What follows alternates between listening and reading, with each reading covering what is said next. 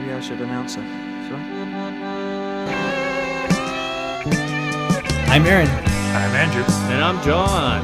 On this episode of Battlecriesandchampagne, the history of Heathen. Yeah. Let's get this show on the road. Let's get atomic vibe.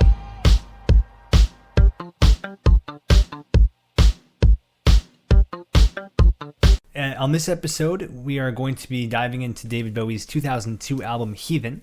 Now, this one isn't exactly like, this season is supposed to be about albums that gained Bowie a new audience, and this album didn't necessarily do that because it was released later in his career, but it definitely seems to have brought older fans back after kind of the 90s were kind of seen as a divisive time for his music, but this is the kind of album that seemed to just bring everyone back into the fold and to reappreciate what he had done. So that's kind of why I've included it in this season, and this is actually our season finale part one, I guess, because we still have we got the YBA to go exactly through, that's what I'm saying. So we actually still have a while to go, but this is the last kind of album project that we are going to be talking about this season.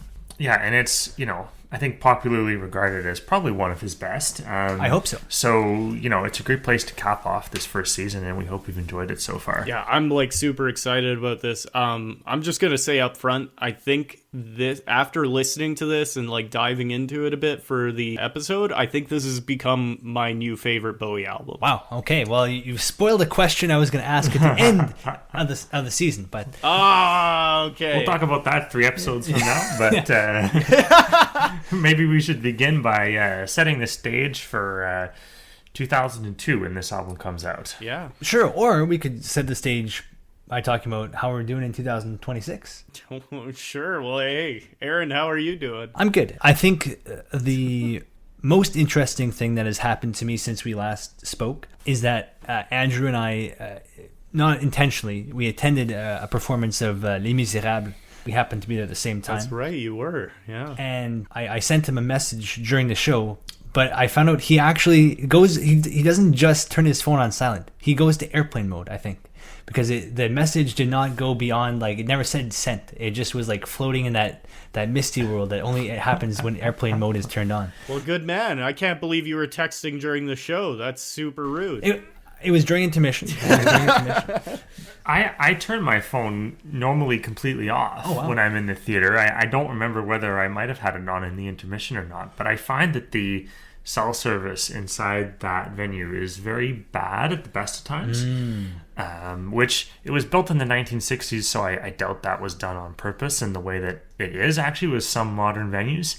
But what's the point of airplane mode? Just turn it off. You shouldn't be using it at all when you're in a and if you need it as a watch. Well, that's incredible. I mean, I just keep mine on silent, and frankly, I'm the same as Aaron. At intermission, I might be checking my phone for any messages.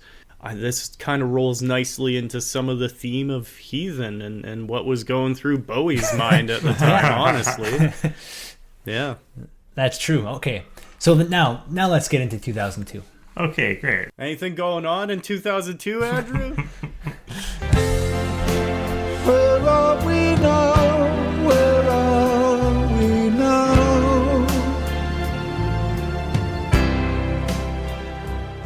Well, actually, yeah. So we'll talk about the aftermath 9/11, and we'll talk about the Afghan war and all that thing in due course. But what else happened in 2002 is Yann Martel publishes The Life of Pi. Oh, wow. Which is a Booker Prize winning novel. I think it's part of certainly one of the kind of great Canadian novels of the 21st century, or maybe even just of all time. Have either of you read it? Well, now that you've set it up so nicely, I have to admit I have not read it. Yeah. No, I haven't read it, and unfortunately I never watched the movie either, however faithful that might be. I never saw the movie, so I can't tell you whether it is or not. I had some follow-up questions, which are now useless, but maybe I'll post a bonus episode one day where we talk about that book. You know what? Would you recommend the book to us and to listeners? I would recommend it. There's kind of a bit of a surreal thing going on where the story is maybe the story that you think it is, or maybe it isn't. And there's a lot of religious allegory, and he's just a great storyteller. I would recommend it. It's deep, but it's not necessarily particularly dense or difficult to read. So I would recommend it if you're looking for something. Head down to your local library, pick it up. Another work of fiction from 2002 that I would highly recommend is the first appearance of Count Dooku. Oh, yeah, there you go. In Star Wars Episode 2, Attack of the Clones. Attack of the Clones was 2002. Yeah. Oh, that's a long time ago now. I know, exactly. I swear to God, I saw that one in theaters, and I remember there were scenes that scared me because I was, 8 years old at the time, I suppose. Yeah, I think that this was around the time that the first Spider-Man, like with Tobey Maguire, came out, and I also remember being like, like Green Goblin stuff was a little too frightening for my tender years. Yeah, that was scary for sure for a kid. Absolutely. You know, I think listeners who've been with us from the beginning by now will know, like, my opinion of the prequel trilogy. But Count Dooku, Christopher Lee, I mean, he's an amazing actor, and he's a really good villain. Kind of too bad that you don't meet him until, like, probably halfway through. Like, it's a very unevenly paced movie, but, you know, absolutely great character. Yeah. I mean, and rolling into more media there, like another big thing that happened in 2002 was the movie Ice Age premiered. No way. You know? Yeah, I know. Yeah. It holds a near and dear place in my heart. But yeah, apparently it was a significant milestone for digital cinema. So, just to show the times we're moving into here. And then on a bit more of a serious note, the apparently Harvard College versus Canada came down. There was a court case in the Canadian Supreme Court over whether or not higher life forms such as genetically modified animals are patentable things. And they decided, no, it is not patentable. Really? And it was specifically kind of predicated on the development of something called the oncomouse by Harvard, a genetically modified mouse. I don't really have details on how it was modified, but yeah, these are all kind of topics that are coming up at this time. Science and technology, really sci-fi stuff kind of happening. Really, really strange. No kidding. I'd forgotten about that. Okay, in 2002, for David Bowie, life was different than where we last left off chronologically in our Labyrinth episodes. Then, he was an early middle-aged father to a teenage boy, experiencing a bit of a career slump, at least in the public imagination, and living in Europe. Now, in 2002, Bowie was a late middle-aged father to a baby girl, experiencing a career resurgence after his Glastonbury headliner in 2000, and living in New York. Since 1992, Bowie had kept a regular residence in the concrete jungle where dreams are made of, finally selling his Swiss property in 1997. Yeah, he moved to Soho, right? He did, at least in the 90s, reside there. I was kind of looking up some stuff earlier. So yeah, living the very artsy lifestyle, probably great for inspiration. But yeah, go on. Where was he with his family? Well, yeah, so the reason why he ended up settling in New York is because his wife, the supermodel Iman, wasn't a fan of his Swiss property, and Bowie preferred the nonchalance with which New Yorkers treated celebrities to his native London, where the paparazzi could get a little out of control. Since his first trip to the US in 1971, New York had shown Bowie the importance of environment to his songwriting.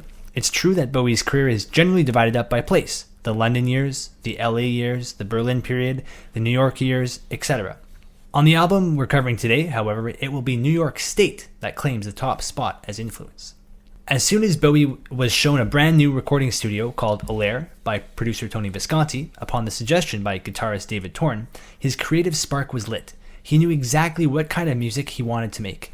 The studio, built by photographer and musician Randall Wallace, is located in the Catskill Mountains, and the remoteness naturally pushed Bowie to reflect on spirituality and mortality, two of the album's overarching themes. You can see how that, like, misty kind of sparsely populated kind of environment would make you reflective and introspective in a way that you don't get in the city, for sure. Yeah, and historically those mountains have a lot of spirituality to them.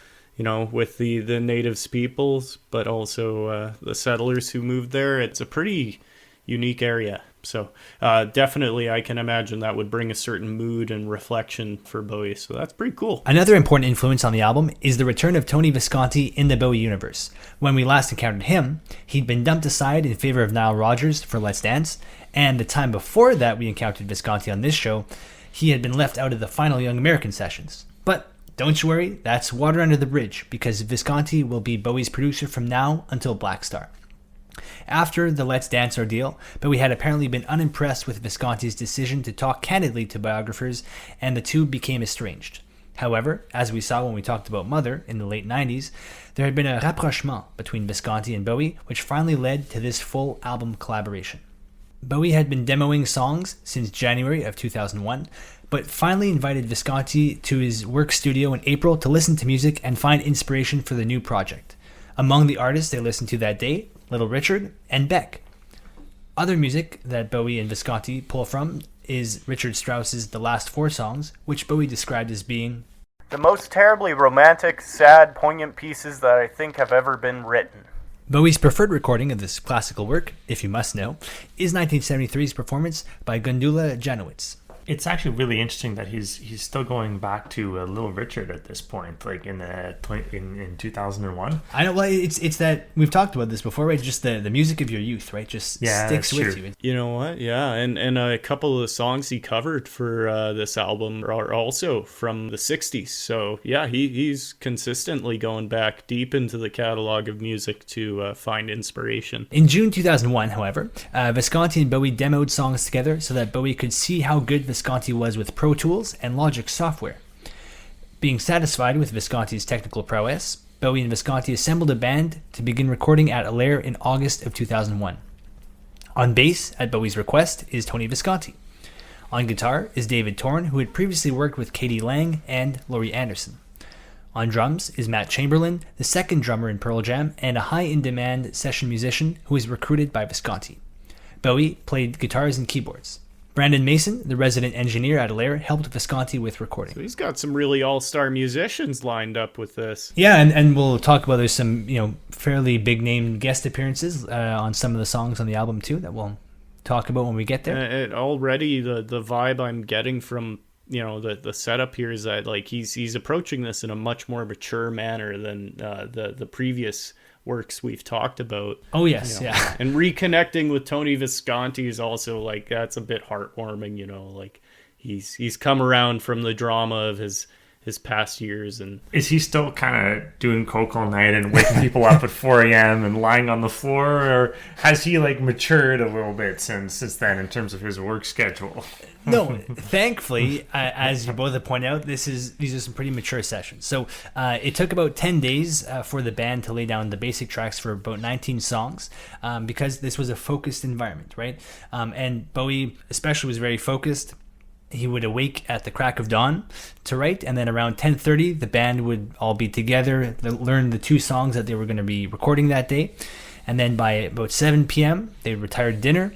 Bowie would kind of go back off on his own, write some melodies and lyrics for the backing tracks, while Visconti and the drummer, Matt Chamberlain, were just busy watching DVDs. That's very mature. I appreciate that. Exactly. No heart attacks. Nothing crazy happening. Massive doses of, what was it, sleeping pills? Yes, yeah. Now, as Bowie is writing these lyrics, the word heathen keeps coming to his mind, and he explained, "It's interesting because it has many meanings. The one in the dictionary, someone who refuses to adhere to the Judeo-Christian tradition, but others as well. Someone who destroys, Philistine who holds society in disdain. All these meanings add to the symbolism of a title that groups together songs about terror, revenge, abandonment, my usual themes." He went on to describe the protagonist of Heathen. One who does not see his world. He has no mental light. He destroys almost unwittingly. He cannot feel God's presence in his life. Someone who's not even bothered searching for a spiritual life anymore, but who's completely existing on a materialistic plane. He is the 21st century man. That's pretty heavy quote there, but we'll get into some of that. Naturally, after reflecting on these things, Bowie will decide he needs to purchase a 25-hectare property on a nearby mountain shortly after these sessions. I mean, who doesn't want to get into that kind of headspace when the hustle and bustle of the city just becomes a little too much, you know? He needs to own some of the place that's not about owning things, you know? Yeah, right. Yeah. So meditating on the ownership of materialistic things, he goes and buys a big property. Mind you, it sounds like he did that, to get away from city life, obviously. If I could afford 25 acres in the mountains, I'd do it too. So 25 I'm hectares. Not, hectares, so absolutely. even better. I'm not judging Yeah, him for that. Quite a bit. Next, Jordan Rudess, a classically trained pianist, was called in by Visconti to overdub Bowie's keyboard parts. To Rudess's disappointment, Bowie asked him to replicate his demo parts pretty closely. The final overdubs recorded at Allaire would be the most storied, as they occurred during the period surrounding 9/11. So, before we get into how Heathen was influenced by 9/11, or maybe not influenced by 9/11, we were, as John alluded to when we were talking about movies earlier, we were all alive at this time. This is the first Bowie album that we were all alive for. What do you guys remember about 9/11? So I was 7 at the time, so not old enough to like fully appreciate the scale of what had happened, but enough to sort of know that something big was going on. And I remember like we always used to watch cartoons in the morning before school. We're an hour behind New York, so it was, I guess, we had just woken up, and I remember the cartoons got preempted by this some kind of news broadcast, and there's like this big burning building, and I didn't really know what was going on, but I remember getting my parents to complain that my cartoons had had gone, and I think I understood from their reaction of just like kind of stunned silence that like, oh, okay, this is not a movie or some kind of joke. Like, this is actually very serious. So it seemed significant based on your parents' reaction, eh? Yeah. That was more what I remember than the event itself. But what about you, John? I mean, I was the same age, and frankly, I don't remember anything too distinctly besides it being on the TV in the morning. And as they say these days, the vibe was off. Yeah, that's an understatement, probably. And interesting, I asked some people I know who are older about how it was for them, and one of the journeymen I've worked with, he was in his late 20s at the time, I think. He said they basically stopped working when they found out about it, and then all just went to the bar and drank for the rest of the day. So that's one way to cope. Yeah, I mean that was how they coped. Some people, at least. It was a shock, obviously. What about you, Aaron? Do you recall anything? Well, see, I actually meant to look this up prior to recording, but I forgot, because in what I remember is being at school, and I was, as you might be able to tell, I was a little bit of a dork. So I often spent my mornings hanging out with one of the EAs at the school, who she was like supervising the bus, kids getting off the bus and stuff. I kind of followed her around and stuff. And anyway, I remember her, as part of her watch, she would greet different teachers as well. And I remember her like just saying like, "Did you hear what happened? Did you hear what happened?" But I don't know if this was the day of 9/11 or the day after, because I feel like the timing wise, it wouldn't work out that it would have been that same day, because this would have been like before school started. And I'm not like, I don't have a clear like hour by hour picture of exactly how 9/11 happened. Yeah, I just have to look up the time. I'm curious about that memory, because we went to the same school, and I'm sure. And you're at home watching cartoons. Yeah, so I don't know what that was about. Yeah, you was skipping class. 8:46 a.m. was the first plane. So that would have been 7:46 in Winnipeg. So there would have been a bit of time for them to get the broadcast going, and because again, wouldn't have been on Twitter. At that time, exactly. Yeah, for this EA to know, she would have had to see it on television or heard it on the radio. The second plane was at 9:03. So that would have been 8 for us. So I mean, I guess it's possible then. But would you have gone to school early? Did you do that? I don't remember what time school started. I assume it'd be somewhere between 8:30 and 9 o'clock. So I mean, it's possible. Well, it's possible that it my parents didn't take me that morning because they were distracted by the news. Maybe I don't remember. Like, we might have been running late. I have this memory of watching the second plane hit. Okay, but that could be like a fake memory. I know, because I've seen the video of it so many times, right? Yeah, I don't know. Yeah, it's such a significant event that we have vague memories of, and we've tried to recall many times, I'm sure, as, occasionally we talk about it with people, or what do you remember about it? And every time you recall a memory, it has the potential to, and it usually does, get manipulated. Mm-hmm. So, frankly, at this point, who knows exactly what we were experiencing at the time. There was a lot of confusion at the time, and a lot of debate ever since, which kind of rolls into the next segment, I think. Absolutely, yeah. Because, as we've kind of talked about, 9/11 has lent itself to many conspiracy theories and lots of misinformation. And, David Bowie's Heathen is not immune to that. It's part of that story. So that's what we're going to talk about in this episode's Telling Lies segment.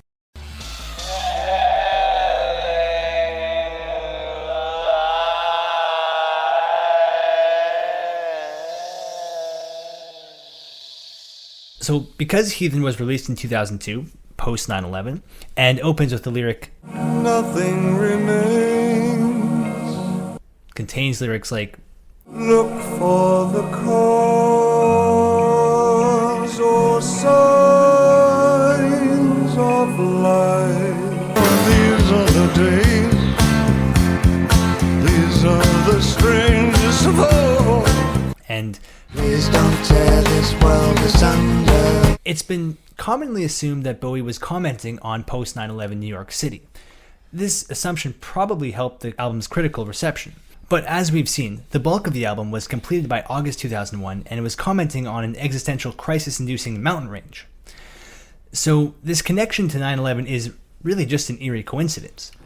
The other thing, too, is that, as Bowie himself pointed out in that quote, like, existential dread and feelings of societal decline and kind of being lost, it's pretty much his bread and butter, right? It's not implausible to think that he would have wrote that before 9/11, but for sure it resonates in a way that it wouldn't have otherwise, I think. Yeah, well, it makes me question how it resonated with him. He just wrapped up writing this album, and then that happens. True, yeah. He must have been like, oh my gosh, is the world really going downhill or something, right on his doorstep, basically, as far as where he was living.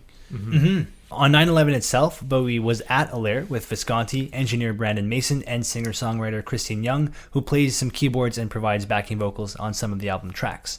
Bowie had the only working TV in his lodging and ran to Visconti upon seeing the live coverage to ask if he knew anyone in Manhattan. Bowie had been able to connect briefly with Iman before reception was lost. In order to distract themselves from the anxiety of the situation, they did try to record that day, but it was fruitless. Once they were assured their loved ones were safe and New York was no longer under threat, they pursued recording with the inferno of Ground Zero visible to them for 6 more days. The strings for Slip Away, Afraid, and I Would Be Your Slave were recorded shortly after 9/11 by a group of string musicians Bowie dubbed the Scorchio Quartet after a BBC skit. But in Bowie's estimation, that is the only way 9/11 permeated Heathen. 9/11 will have a far greater impact on Bowie's personal life, however, as the community he saw come together in the wake of the terrorist attack will be the final validation he needed to establish New York as his home and to give up on returning to live in the United Kingdom. So, there you have it, straight from the horse's mouth. Overdubs continued into the fall of 2001, once the sessions moved back to New York at Looking Glass Studios. This is where Jerry Leonard, who had first played with Bowie on his last album, would add his guitar parts, and Earl Slick claimed to have made his uncredited contributions. There are also rumors that an uncredited Philip Glass plays keyboards on some tracks. Now, Earl Slick and Philip Glass, were they like previous collaborators with Bowie? Like, did they have a history with him? What ground do they have to stand on saying that? Yeah, so Earl Slick had been an infrequent Bowie guitarist. He first appeared on the Diamond Dogs tour. He was on some tracks on Young Americans. He came back for the Serious Moonlight or like Let's Dance tour, and then he and Bowie had been reunited in 2000. and he would go on to be Bowie's touring guitarist. Philip Glass is a kind of renowned like contemporary classical composer. He's really a proponent of minimalism in classical music. In the 90s, he adapted both Low and Heroes as symphonic works, and then he completed the Berlin trilogy, I think 2017 or 2018 or something like that, with the larger a larger symphony as well. So okay, so it sounds like there's some serious credibility to them saying that they worked on this album but didn't have credit. Yeah. Although it does feel weird that at this point in Bowie's career, like, I mean, I'll just show you guys here, like, this page here of musician credits is fairly long. So you think that they could squeeze in a couple more names, Yeah. What reason would there be for leaving them out? Strange. Okay. Well, anyways. The final overdub on January 29th, 2002 for the song Slow Burn was by the Borneo Horns, a trio of saxophonists who appeared on Bowie's mid-80s albums. Like Let's Dance, Heathen had been recorded without Bowie being signed to a record label, but unlike those earlier sessions, it didn't seem like Bowie was wanting to cut corners. I mean, after all, the sessions lasted for 6 months. After his shaky experience with labels in the 1990s, Bowie decided it was time for him to form his own label, ISO Records. In March 2002, ISO signed a distribution deal with Columbia after executive Don Ehner is enthralled with Heathen upon first listen. Columbia had a history of working respectfully with mature artists like Bob Dylan and Bruce Springsteen, who, like David Bowie, were no longer chasing their next hit single. In fact, Visconti said that, like with The Man Who Sold the World and Low, Bowie consciously wrote Heathen to be without obvious singles. However, that doesn't mean that some singles weren't extracted from the album, with Slow Burn being released in Europe a week before the album appeared in June 2002, and Everyone Says Hi getting a UK and European release in September, while Canada got I've Been Waiting for You the same month. So different singles in different countries. True. I mean, I would have said that Everyone Says Hi would be the most obvious single material here, but I guess for the Canadian market, I've Been Waiting for You, maybe because of the Neil Young connection. Yeah, thank you. Yeah. That would make sense. Yeah. Anyway, let's hear what the critics had to say.